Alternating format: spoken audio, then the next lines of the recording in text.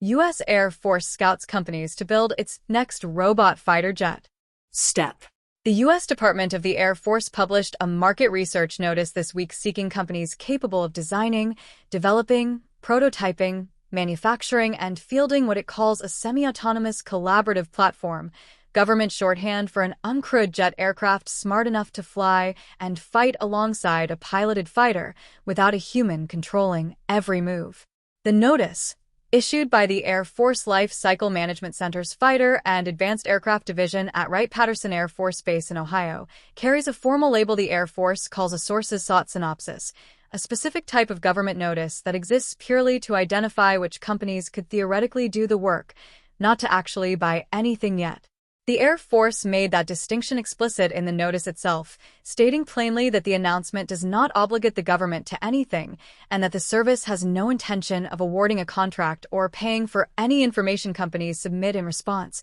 a legal formality that nonetheless carries real weight, since it signals the Air Force is still gathering options rather than locking in a plan. This kind of aircraft, known across the Pentagon by the acronym ACP for Autonomous Collaborative Platform, represents one of the most closely watched shifts in American air power in decades. Rather than flying like a traditional drone piloted remotely by an operator watching a video feed, an ACP uses onboard autonomy and artificial intelligence to navigate, maneuver, and even employ weapons largely on its own, with a human pilot in a crewed fighter such as an F-35 or F-22 acting more like a mission commander directing a team than a joystick operator controlling every input. The U.S. Air Force has already pushed this concept well past the drawing board. General Atomics flew its YFQ-42A prototype for the first time in August 2025, and Northrop Grumman's own semi-autonomous prototype, originally developed under the internal name Project Talon,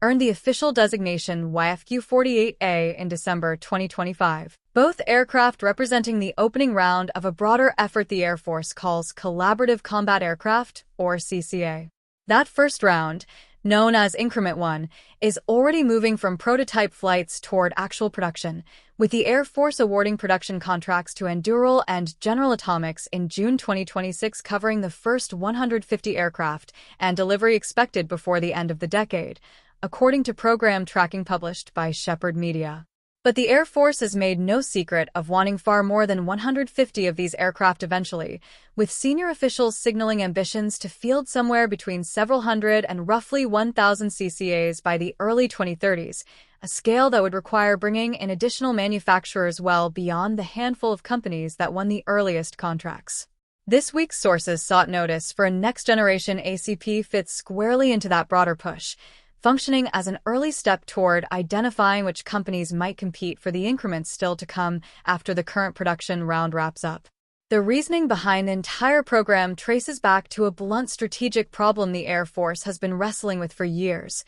Crewed fighters alone, no matter how advanced, cannot generate enough combat mass to reliably outnumber and outlast a determined adversary, like China, in a prolonged fight. Building enough traditional manned fighters to match that kind of numerical challenge would cost more than Congress has shown any appetite to fund, so the Air Force settled on a cheaper alternative, pairing a smaller number of expensive, sophisticated piloted jets with a much larger number of less expensive, semi-autonomous aircraft that can absorb risk, extend sensor range, carry additional weapons and, if necessary, get shot down without costing a pilot's life. Air Force leadership has described this affordable mass approach as fundamentally changing the way the service expects to fight future air campaigns, a philosophy reinforced by the branch's own engine development push, since GE Aerospace received a contract in May 2026 to mature a new engine specifically built for the ACP program's medium thrust class of aircraft. A sign that the Air Force is investing not just in airframes,